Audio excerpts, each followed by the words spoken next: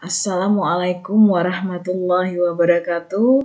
Selamat pagi anak-anak, bagaimana kabarnya? Masih tetap semangat ya?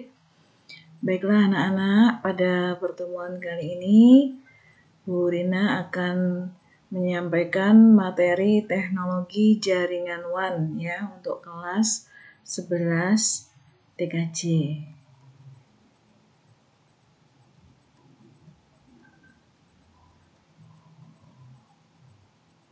Ya, kita refreshing dulu melihat gambar di sini ya. Nah, ini gambar pemandangan biar tetap semangat ya dan pikirannya fresh. Oke, tujuan pembelajaran pada pagi hari ini yang pertama memahami jaringan fiber optik. Yang kedua, prinsip kerja fiber optik.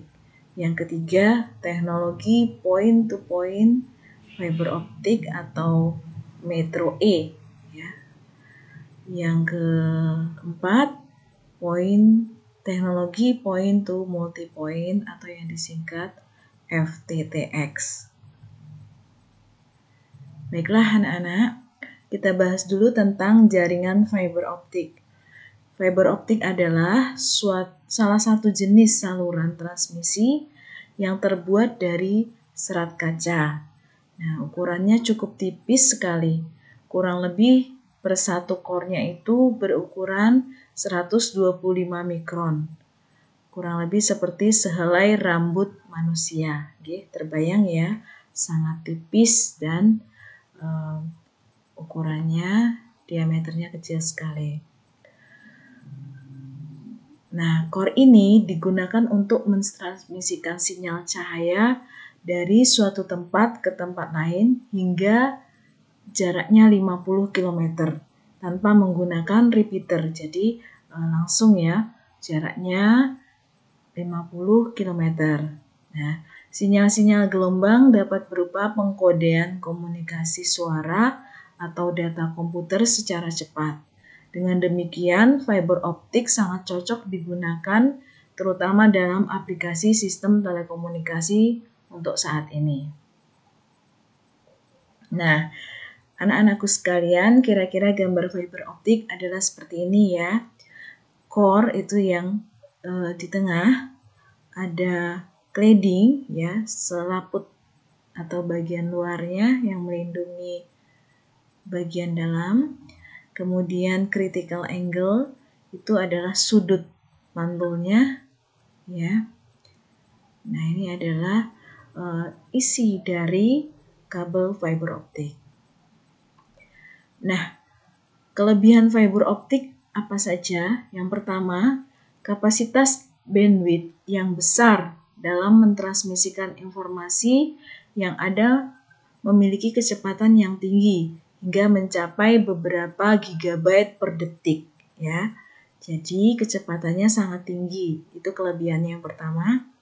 Yang kedua, sinyal degradasi lebih kecil, tidak terpengaruh pada gelombang elektromagnetik dan frekuensi radio karena terbuat dari kaca dan plastik murni ya.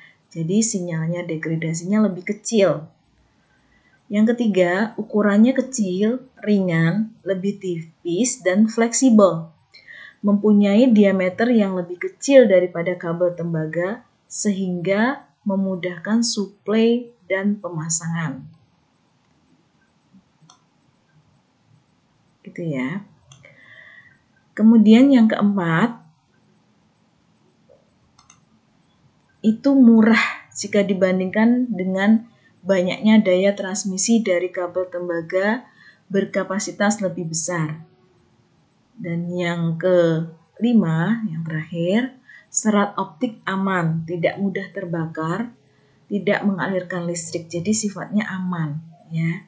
Lebih aman dari kabel tembaga. Kalau kabel tembaga kan ada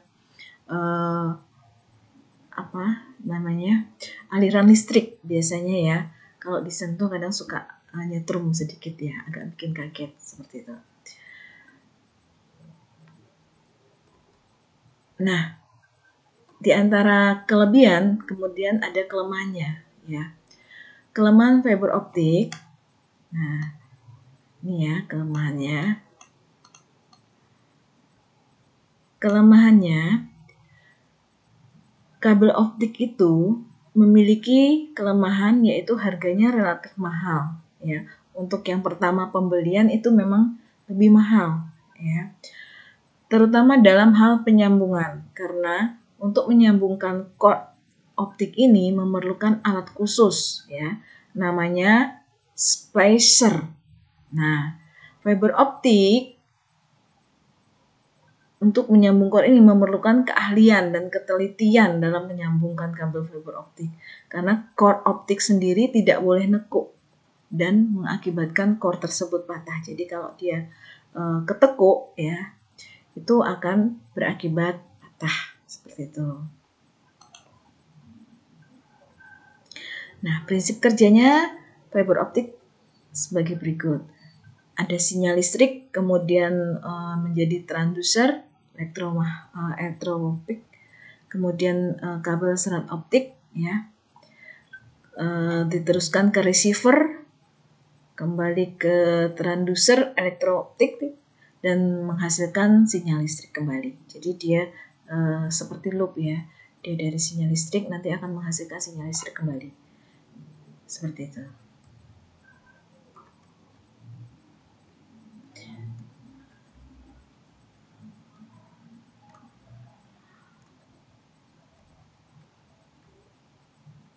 Nah, dia seperti ini ya gambarnya.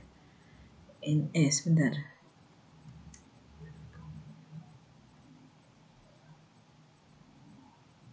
Dia seperti ini.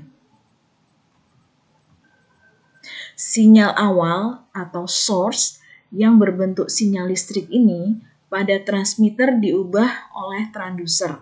Ya, nama alatnya itu transducer elektro-optik atau dioda.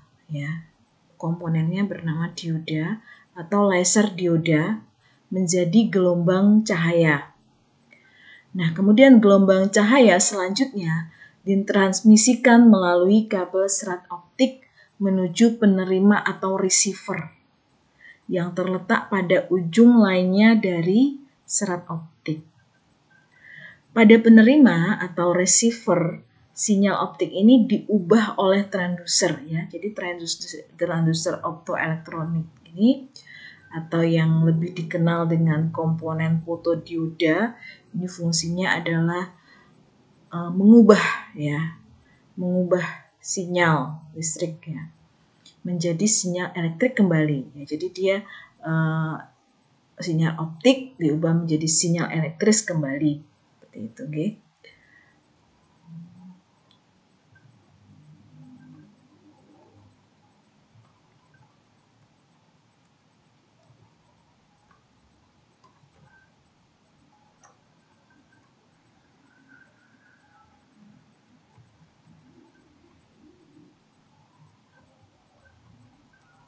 Nah, kita sekarang masuk ke teknologi point-to-point fiber optic atau elektro E. E-nya itu adalah Ethernet.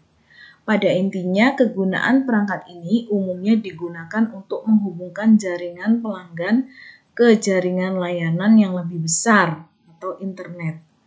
Bisnis juga dapat menggunakan Ethernet Metropolitan Area untuk menghubungkan kantor satu ke kantor lain. Jadi ini fungsinya adalah teknologi fiber optic point to point ini adalah untuk menghubungkan jaringan pelanggan ke jaringan layanan yang lebih besar atau internet. Seperti itu ya. Nah, teknologi point to point ya tadi ya, gambarnya bisa kita lihat ya seperti ini. Pada intinya, kegunaan perangkat ini umumnya digunakan untuk menghubungkan jaringan pelanggan ke pelanggan yang lebih besar tadi. Nah, bisa kita lihat gambarnya di sini ada data center ya, di sini untuk membackup datanya. Di sini ada main office itu kantor utama. Nah, ini kantor cabangnya, branch office, kantor cabang, ini internet. Jadi Metro Ethernet ini menghubungkan data dari center, kemudian di backup dan bisa berkomunikasi, sehingga bisa berkomunikasi antara satu kantor ke kantor lainnya, misalnya kantor induk ke kantor cabang, seperti itu ya. Nah, sekarang yang berikutnya teknologi point to multipoint atau FTTX. Nah, FTTX ini serat untuk X adalah istilah umum untuk semua arsitektur jaringan atau broadband ya, berbasis serat optik yang menyediakan akses data kepada pelanggan. Dalam prakteknya, FTTX ini dibagi menjadi dua kelompok, yaitu FTTP dan FTTH atau FTTB, koneksi serat optik untuk lokasi pelanggan. Ini berupa koneksi serat optik untuk lokasi pelanggan. Dan FTTC atau N, ini koneksi serat optik yang hanya meraih titik distribusi tertentu. Sedangkan koneksi ke pelanggan memakai kabel tembaga. Nah, ini menghubungkan beberapa titik tertentu saja.